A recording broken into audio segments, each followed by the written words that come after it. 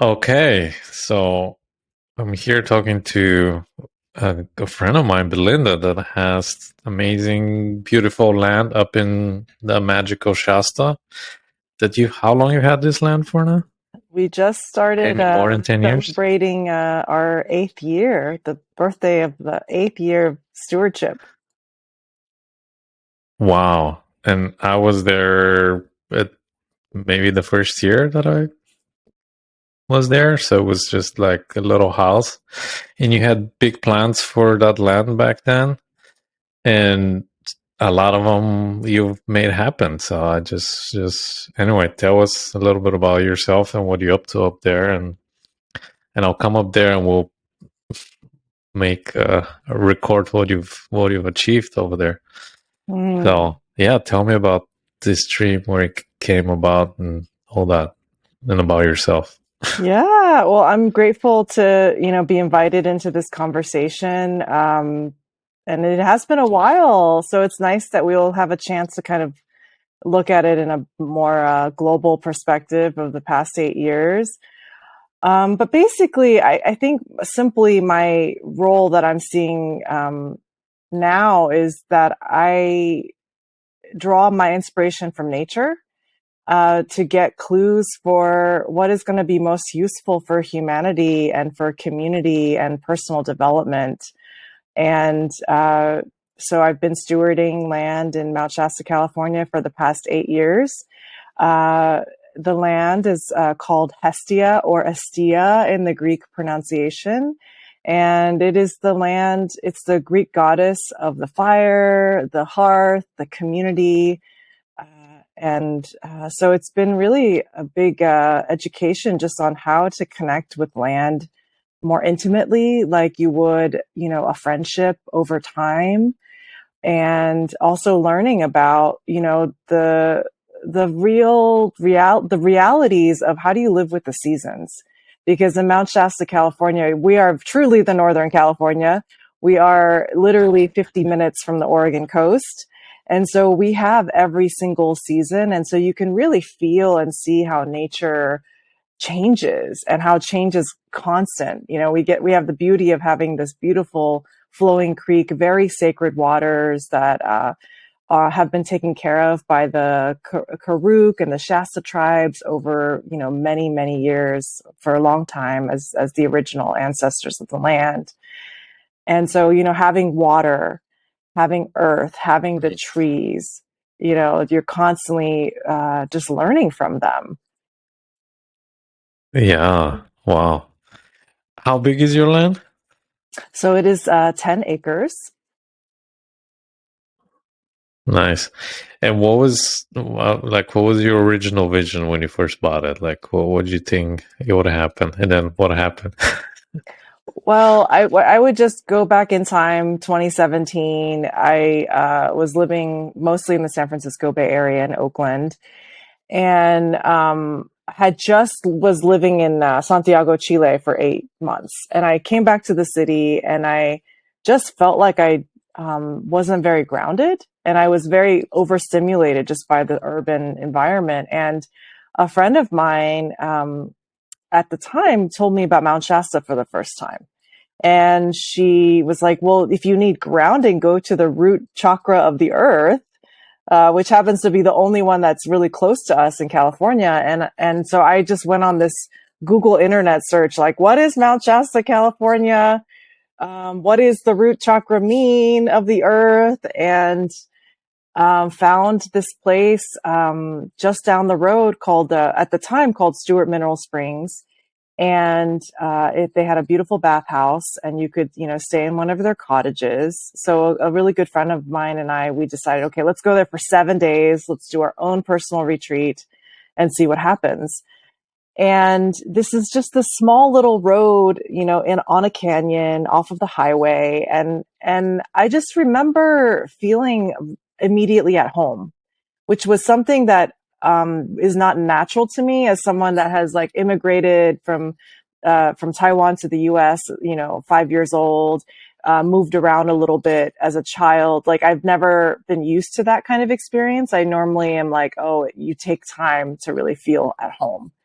And this was the first time I landed somewhere new. And I was like, I've been here before, even though I hadn't.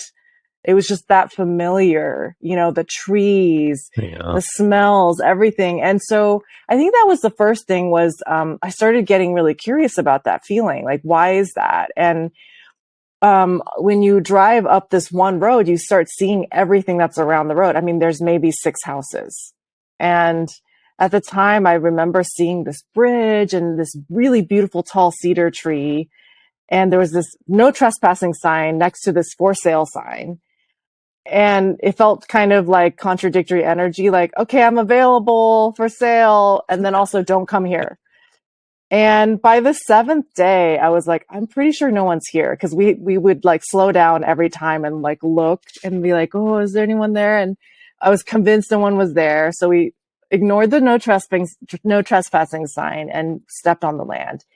And I remember that moment of feeling so welcome by the trees, by the land, which I'd never, I think never taken the time to notice. Like, when are you invited by nature and when are you not? We often look to Yeah. human signals, but in the natural world, you have to feel what is that invitation or what is that like, don't come here feeling. And, Oh, and that's such a good question. it was the first time I felt that connection. It really, I think I was in a time in my life when I was that open and I was, in a transition. So I could move slower and I wasn't in my regular autopilot mode. And I think so. That was the first clue. It's just like nature has a way to communicate if you are Yeah. available. And I was like, oh, okay. And I really felt the invitation was, if you say yes to having this deep relationship, this sacred relationship of mutual care and reciprocity, this is going to change your life and it is going to change everything around you, everyone, everything. And it really came from this first contact with the land. Wow. So you just step there and you're like, okay, you're welcome here. Yeah. And it really felt Mm. like land that had been waiting for a long time for the right relationship. And it felt like it wanted more people there, but people that would really recognize and acknowledge the land. I I love how you're talking about it. Like the land is like a living entity, right? Like we look at it as even the whole conversation about owning property. It's kind of weird because how can you own nature? Like you are part of nature, but so maybe you have some rights over this, legal rights, but you don't own it, right? And in a sense, maybe the land owns you more than you own it. So I love the Yeah. way you're talking about it. Yeah. The best word I've come to find is the land steward. Like, I am stewarding the land. And then I Yes. always tell people like, oh, I have the privilege of paying the mortgage. But I really am like serving what the land wants. It's not the other way around. Yeah. Yes. Stewarding. Yes. And when we have this relationship, because we think of ourselves as separate from nature, kind of like, oh, I'm here in my my box, and nature is this thing that I go to do on the weekends. But we are part of nature. We come from the soil. We go back to the soil. Like we are of this world. Uh, so we've forgotten that relationship that we are part of the whole. Um, so yeah, awesome. So okay, then you decided to buy this land, and then what was it? What did you want to do with it back then? Well, I mean, I'll say that it happened very quickly. It was a 4 month process. So the first trip ever was June 2014. And then every month I was bringing people that were important to me in my life. At the time, my partner, Peter. Another month, it was a couple of girlfriends that were really, kind of part of my spiritual development. And then by October, it was really clear that it was time to kind of co-invest. and I was really lucky that my partner Peter was available to this idea, and by October we had pulled together the resources, and then November it was finalized. So November around Thanksgiving is like the birthday of the land in our relationship with her, and um, and I think it was like the most fastest thing I ever bought that was the most expensive and the most irrational. It's like all these things, very heart driven, very much a calling. If for those of you that are, understand what that means or resonate with that word. And as I remember the first year, it was like people came, to celebrate that first beginning. People came, friends, they helped us assemble the furniture and, donated items. And I think just even that early start, that really simple start of people helping and celebrating and honoring that time, it was a message of like, oh, this is a community effort. This is not an example of you doing something and then you're doing it on your own. And then it's a transaction that you have with people to come and stay. It really felt like from the very beginning, just like the goddess Hestia or Hestia is all about the sacred economics, right? Like the home, how do you manage that in community? And, then that feeling started to grow like, oh, it wants to be held collectively. And what I started to notice over time fairly quickly was, and when people would step on the ground, on the land, very massive transformational things would happen. Sometimes it'd be a really simple, like they're sitting by the creek and they have this realization about something in their life. Or maybe someone's coming to the land because they need some healing. And it would just happen very, very fast. It was a very accelerated process. And so that was another clue, was realizing like, wow, um, this wants to be a portal for human transformation in a much more accelerated way. Oh, nice. So you kind of didn't go in with that idea, but you kind of almost listened to the land, and then that's what was kind of calling for. Yeah, and Nice. that was always also the work that I had been doing, for most of my professional life, was working in the education system or doing professional development and coaching. It was all around how do you organize people around change. And so it almost was this perfect pairing of now I could see like, well, when you bring people to such a sacred place where they can really let go and see more clearly, there's not much that needs to be orchestrated on the human side. You almost have to just let yourself get out of the way and allow people to have their experience and just let them know like this big things can happen for you in a short time. Yeah. Wow. I mean, that's usually we're our biggest obstacles to everything in life. We just gotta put ourselves put ourselves out of the way, and life will take care of the rest. Um. Okay. And then you decided to So then it was start. like, I mean, okay, it's like, okay, this is not just a place to relax in nature. I mean, originally that was the clue, like, okay, more deeper relationship, personal relationship. And then what happened was, um, hosting my first like group event. I remember it was like with my Reiki master teacher, and we just had a small gathering, and I realized, wow, like there could be a lot of potential here for people to hold space for others. And then we realized, wow, the A-frame house, 3 bedroom, 2 bath A-frame house on the 10 acres, that wasn't going to be quite enough room. And what was beautiful was there was already this little shack, A-frame shack along the creek that the eldest son, so there were 3 children that lived on the land before, and they grew up there. Like they built a house, and the oldest son, he made himself this little shack. And so that was the first clue, was, oh, this little shack could be a place where 1 to 2 people can stay, or if there is a retreat, the organizer could be there separate from the rest of the group. So that was kind of the first clue. And it was interesting. I would go and try, and at the time I was really interested in yurts.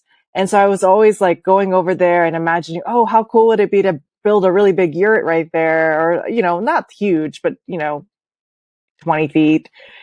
And every time I would go there and I would just ask the question, can this be a yurt? Do you want to be a yurt? I would get this really contracted feeling in my body, like when it's like a no. And so I kind of Mhm. listened to that. I was like, oh, you don't want to be a yurt. Okay. And I remember one time I was like, well, then tell me what, give me a clue. Tell me what you want to be. And I got this word. I swear, it was just really random. That was resurrection. And so I felt like Oh that wow. word meant it wanted to be an A-frame. It wanted to be a triangle. It didn't want to be a circle. Yeah.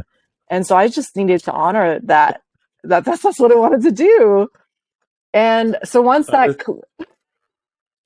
that is so beautiful that you had this you having this relationship and conversation with the land, which a lot of people might consider as crazy, but it's so real. Like, just like you know, nature is alive, and the fact that it doesn't use words to communicate doesn't mean it's not communicating.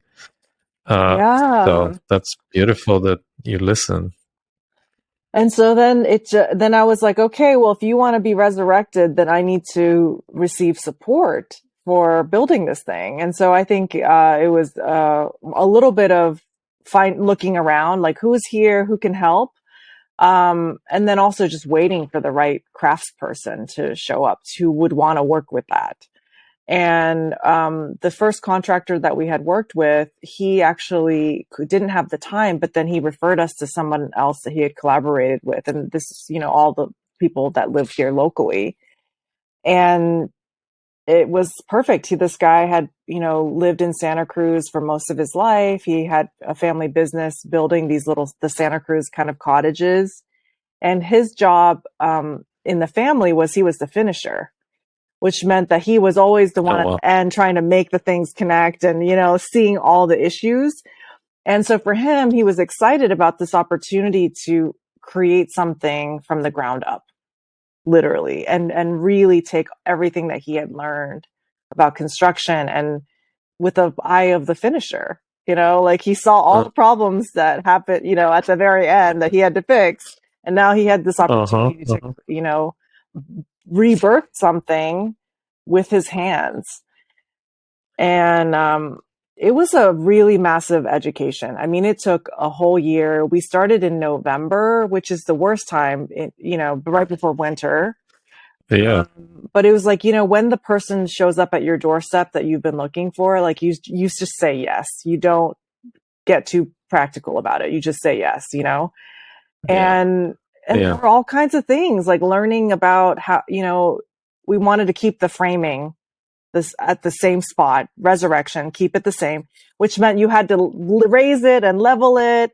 And then we pushed, it out on one side to create like a kitchenette area, living room area. And we had pushed it back to move the loft, further back so there could be a bathroom, really wanted it to be self-contained. Reintegrated all of the big pieces of old wood with the new wood and just really tried to really use that word of resurrection into the building and the design process. Wow. And then I remember this moment of being like, oh, should we do running water or not? And at one point it was like thinking like, oh no, let's just build a rain catchment system and above it. And it just got so complicated. It was like, okay, we're going to have to just dig and trench it and bring the water from the well area of the A-frame house, which was not an easy thing because we have huge, massive rocks under the ground. Yes. It literally took 8 men digging for several days to build this trench that was deep enough to then run the water from the pump house where the well, filters all the way down. And luckily it was downhill, not uphill. So that wasn't at least not a problem. And then, having this very idyllic vision of like, oh, and we'll do off grid. We'll just buy some solar panels at Home Depot, get a battery, and then like it'll be great, right? So summer comes along, everything's built, water's running. I remember this moment like, oh, now let's connect to the solar and, it's going to be great. And it's like 80, 95 degrees outside, right? Summer in Mount Shasta. There's like a fan going in there because it's hot. There's like a little, micro fridge. It probably ran for 10 minutes and then there was no power. I was like, oh, like Uh, there's a reason why this Tesla Powerwall thing is like all the rage, right? Like you need something to store the electrical, otherwise you'll have no solar. yes, yes. So yeah, Oh lots my of God. moments Yeah. like that of like innocence and not knowing and being idealistic. The growing pains. Yeah. Yeah. Wow. Okay. And now you have, what do you like? I just saw on your website you have like 3 yards and like what, So like yeah, so basically that after that, I was like, okay, I'm not doing any more construction. I mean, we're building, we're, beautifying, we're bringing back what's already here. And so once that was complete by 2016, it was more of a period of listening. It was just like, and actually worked with an amazing land and space healer from Oakland, Stephanie Wilger. She was practiced geomancy as well as feng shui. And so we're like, let's just have people help us understand what's the energy here. So and I would walk the land every time I would visit and just feel, okay, this could be the place to meditate. This could be the place, we could do tents, if we wanted to have more sleeping areas. And so I think there was a period of 4 years of just trying to envision and also hear and try, but nothing permanent. And I think what she helped, when she would come, I would say, hey, like, I think this is a place to be really quiet. What do you think about this? And she would use her dowsing rods to help me understand where's the water lines under the ground? Where is there a really big energy that, you could help with, support people with? And we discovered, one side of the land was more of the yin side, which is, in Chinese medicine, it's like the quiet, more kind of a feminine feeling of like going inward, very nurturing. So that side, we decided, okay, we're going to keep this as a quiet meditation space. We won't ever build a lot of things or do a lot of loud physical activity here. The other side felt like it was more of the yang side of the land, the masculine, the active, the movement oriented side of the land. So we were like, okay, well, that we can, gradually build on over time. So, and then understanding what the personality is of like, where do we have permission to develop and where do we need to honor the stillness and what's already there and the sacredness of what's already there. yeah, Um, yeah. so she kind of helped us build the blueprint of that personality, like if you follow like the Enneagram or the, what's that latest one? Human design, it's like trying to Human understand design. in whatever way, right? You understand yourself. It's like doing the same thing on a macro level. Um, and then it wasn't until 2018 that it felt like, oh wow, the living room's getting too small for 15, 20 people to gather. People are asking about yoga. We don't have flat ground for yoga. And so the 30-foot mama yurt was born in September 2018 to, once we got that message, like it's okay to expand, we started to move up the land away from the A-frame and the creek. And then a community member, Naiad, really, received a lot of healing on the land. And she was like, hey, I want to give back too. And so 2 months later, in November 2018, she donated a traditional Mongolian yurt from a company that actually works with Oh Mongolian well. families. And it just worked out that the owner of the company, was passing through and he could deliver the yurt in November and set it up in half a day.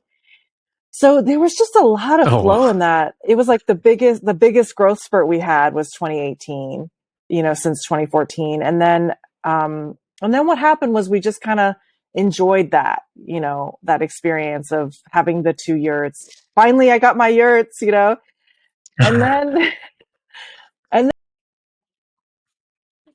Yeah, just that relationship, listening to what the land wants, and it's kind of sounds like the land took you on a journey more than you had. Like the plans, the land had plans for you than you had plans for the land. So beautiful, such an important message. That yeah, most of us think about, yeah, where's my piece of land, or where, like that's gonna that I'll, it's very selfish one way. Um, Not even relationship is, like you said, transactional. What can I get out of this instead of, what's here, what's happening here, what do I need to listen to, what it wants to tell me, what it wants to show me, how can I contribute, how can I give back, not just take. um that's beautiful that you've been listening and you've achieved so much. Almost everyone I know right now is going through a transition in their lives.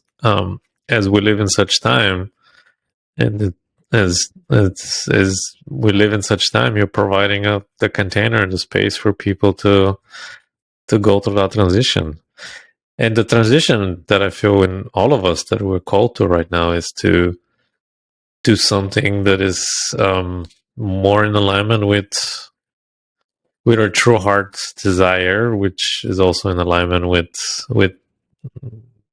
nature, right?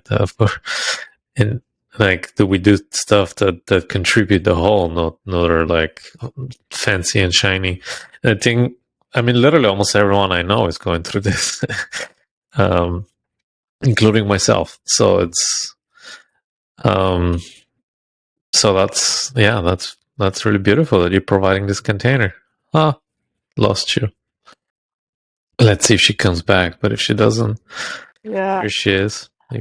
Um, well, I would love to work with you and your community, and I think that's really the next step is weaving the ecosystem, weaving communities together. I really am getting this loud message of like help build a coherent ecosystem. People that are really sincere in their hearts around this change that they want to make, or living in that alignment, like you said, having this safe place to do that, to work through that, and I'm trying to find more and more of those people. um, we've kind of grown outside of our 100, people network over 8 years. And now I think it's now time to kind of look beyond and weave with the community builders. So who are the other people holding space for other people's transitions? Like, how do we, connect the dots?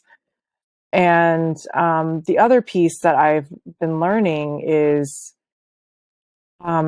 Shasta is one earth energy, and it's a very kind of energy of alignment and grounding, and being clear about like, what are you going to do to be in greatest alignment with your life, and what is that big vision.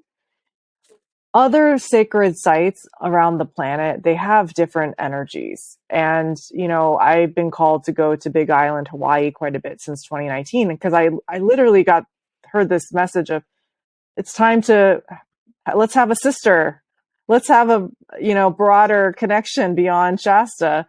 And so I started traveling to Big Island in 2019 because of that message, Mauna Kea, Mount Shasta. And um, from that energy, earth energy, I found that it's a really expansive place, like energy of the ocean. uh, there's a lot of manifestation, like fertility energy of the land, because it's very alive, right? The Hawaiian Islands. And so when I do my visioning work from Big Island, it's very expansive. It's very much about how do you work with manifestation wisely. Like, okay, if your biggest dream comes true and it's all these things coming to you, what can you actually really take good care of, right? You can't take care of, if you don't have your systems set up, you can't take care of all of these trees that are producing mangoes all at the same time every year. So are Yeah. you going to plant one mango tree, or are you going to plant five? Like, what are you going to do? And that's a metaphor, right? But but it's true in our lives, right? How much can you really take care of? And I feel like Big Island is an incubation That's, space to learn that, like that discernment. yeah, Sadhguru says that I bless you that not all your dreams come true because it's if all your dreams come true, you'll be finished. Right. You can survive. Um, Yeah. yeah, so that's deep wisdom you're learning from the land. Yeah, Hawaii is a very potent place. I've just in the last few months realized that I have big. I know a lot of people in community in Maui that are also very interested in this kind of way of living. So that's to me, it feels like it's time for us to put like competition and stuff like this aside, and that we need to come together and figure this figure this thing out. It's not like it's even in these conversations, some people are almost like hiding things or like like we need everyone to be on board and we're gonna be okay. Though this is not about becoming millionaires or something. This is about living in communion and stewardship with the land. Um, and everyone that wants to be involved should get involved.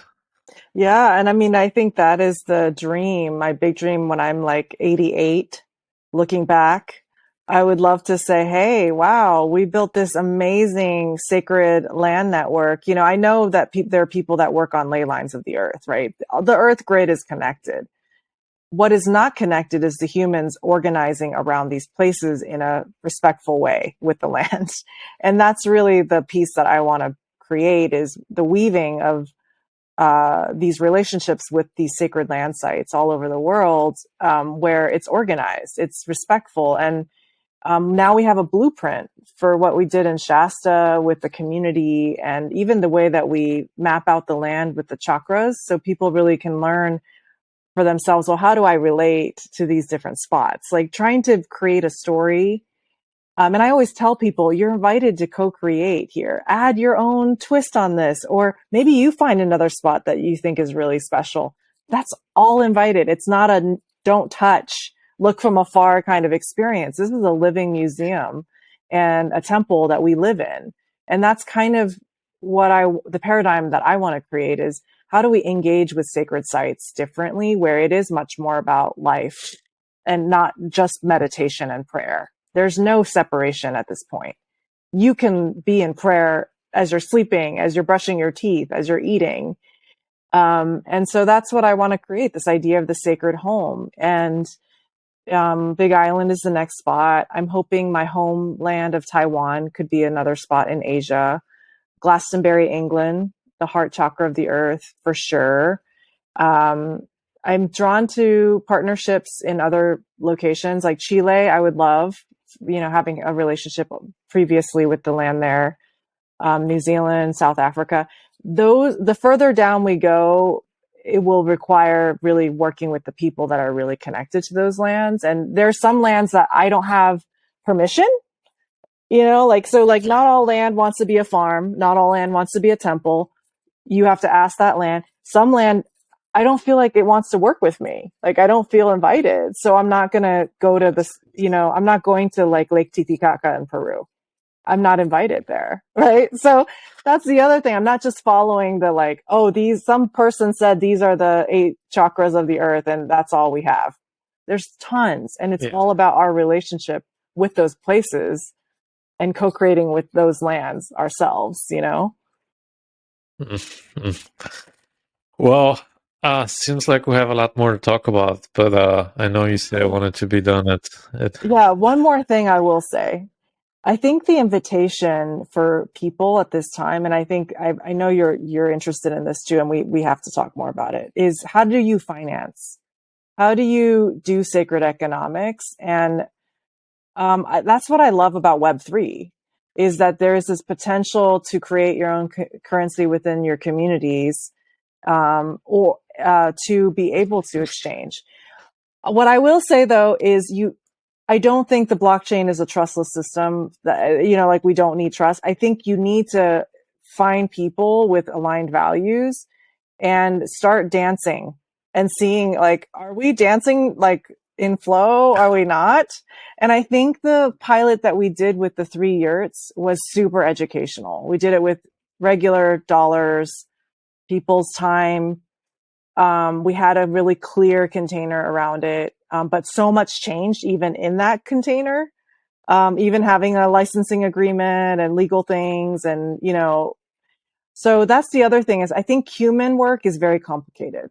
It's much easier to connect with nature. It's a little harder when you're involving multiple people at scale, and so I think that's the juicy work, and that's also the hard work of this whole thing. Yeah, absolutely. So yeah, Web3 definitely has a lot of solutions.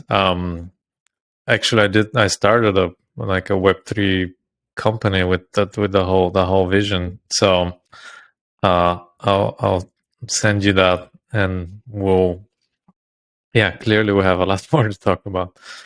Well, we'll talk offline, and I'll plan on come up there. We can talk more in person and record more conversations to share with the world. But yeah, this was very inspiring. I love your story, and I love your honoring of the land and just truly listening and being in that rightful relationship with the land. It's very, very beautiful and inspiring. So thank you for that.